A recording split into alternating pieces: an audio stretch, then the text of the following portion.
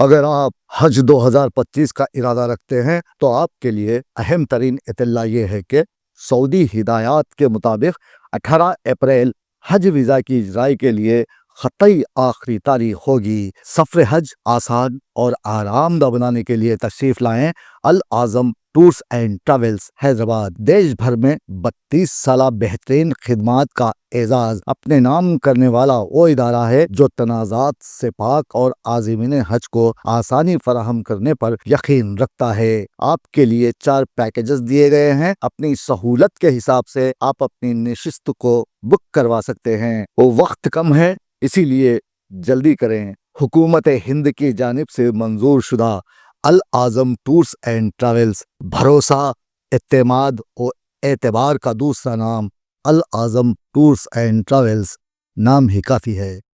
21 رمضان کو حضرت علی شیر خدا کی شہادت ہوئی۔ حضرت علی کی شہادت ہوئی۔ حضرت علی کا شمار خلفائے راشدہ میں ہوتا ہے، اور حضرت علی کی فضیلت کے بارے میں کسی نے آ کر حضرت عائشہ صدیقہ رضی اللہ تعالی عنہا سے پوچھا کہ اللہ کے رسول صلی اللہ علیہ وسلم کو سب سے زیادہ محبوب کون تھے؟ تو امت کی ماں حضرت عائشہ صدیقہ رضی اللہ تعالی عنہا فرماتی ہے کہ خواتین میں فاطمہ۔ پھر آپ سے پوچھا گیا امت کی ماں سے کہ مردوں میں کون؟ تو حضرت عائشہ صدیقہ رضی اللہ تعالی عنہا فرماتی ہے کہ علی، اور میں جانتی ہوں سب سے زیادہ روزہ رکھتے تھے اور تہجد گزار تھے۔ اب ترمذی شریف کی حدیث شریف ہے کہ بتایا جا رہا ہے کہ ایمان کس میں ہے اور منافق کون ہے۔ حدیث شریف میں آیا کہ اللہ کے رسول صلی اللہ علیہ وسلم فرمایا کہ علی مومنی تم سے محبت کرے گا اور منافق تم سے بغض کرے گا۔ تو ایمان کی سند اگر حاصل کرنا ہے تو علی سے محبت کرنا ہے۔ یہ ترمذی شریف کی حدیث ہے۔ پھر اللہ کے رسول صلی اللہ علیہ وسلم نے فرمایا کہ علی مجھ سے ہے اور میں علی سے ہوں۔ پھر حدیث شریف میں اللہ کے رسول صلی اللہ علیہ وسلم نے فرمایا، حدیث شریف میں آیا، ترمذی شریف کی حدیث ہے کہ مولا کا جو خطاب شیر خدا کو دیا گیا، حضرت اسامہ نے کہا کہ یا علی آپ میرے مولا نہیں ہیں، اللہ کے رسول صلی اللہ علیہ وسلم میرے مولا ہیں۔ تو اللہ کے رسول صلی اللہ علیہ وسلم نے ارشاد فرمایا، میں جس کا مولا ہوں علی اس کے مولا ہیں۔ اور مولا اور رسول اللہ صلی اللہ علیہ وسلم نے یہ جو فرمایا تو علماء کرام نے کہا کہ اس کے معنی یہ ہے کہ وہ دوسروں کی تکلیف کو اپنی تکلیف بنا لے۔ اور حضرت علی کی زندگی کی ابتدا، آپ کی پیدائش کہاں پہ ہوئی؟ خانہ کعبہ میں ہوئی۔ زندگی کی انتہا کوفہ کی مسجد، وہاں آپ کی شہادت ہوئی۔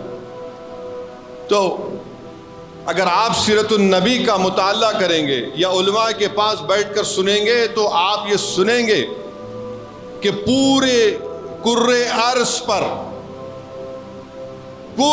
ارض پر اگر کسی نے نماز پہلے رسول اللہ صلی اللہ علیہ وسلم کے ساتھ پڑھی تو شیر خدا علی نے پڑھی۔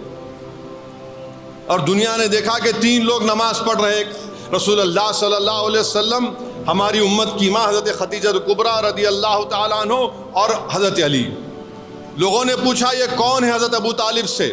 تو نے کہا کہ یہ جو نماز پڑھا رہا ہے وہ میرا بھتیجا ہے، جو کہتا ہے کہ وہ اللہ کا رسول صلی اللہ علیہ وسلم ہے، اور جو لوگوں کو صرف اللہ کی عبادت کی دعوت دیتا ہے۔ اور یہ جو بچہ ہے یہ میرا بیٹا ہے، یہ ان کی شریک حیات۔ تو حضرت علی نے اسلام کی بہت مدد کی، بلکہ اس میں 4 چاند لگا دیے۔ جب اللہ کے رسول صلی اللہ علیہ وسلم نے اپنے خاندان کو دعوت دی کہ دین اسلام قبول کرو، کوئی تیار نہیں تھا۔ مکے کی سرزمین پہ کھڑے ہو کر دین اسلام کی دعوت دی، کوئی قبول کرنے تیار نہیں تھا۔ کون کھڑے ہوئے؟ حضرت علی کھڑے ہوئے، بولے یا رسول اللہ صلی اللہ علیہ وسلم میں دین اسلام کو اپناؤں گا۔ تو میرے عزیز دوستوں اور بزرگوں، حضرت علی نے فرمایا کہ میں اور رسول اللہ صلی اللہ علیہ وسلم کے ساتھ 9 سال تک میں عبادت کرتا تھا، کوئی نہیں تھا۔ پھر شیر خدا کے تعلق سے اللہ کے رسول صلی اللہ علیہ وسلم نے فرمایا، بیہقی شریف کی حدیث ہے، جس کو حضرت آدم علیہ السلام کے علم کے ساتھ، جس کو حضرت نوح علیہ السلام کے تقوی کے ساتھ، جس کو حضرت ابراہیم خلیل اللہ کے ساتھ، جس کو حضرت موسیٰ کی ہیبت کے ساتھ، جس کو حضرت عیسیٰ کی عبادت کے ساتھ دیکھنا ہے، وہ علی کے چہرے کو دیکھ لے۔ تو معلوم ہوا کہ حضرت علی کے چہرے کو دیکھنا بھی عبادت ہے۔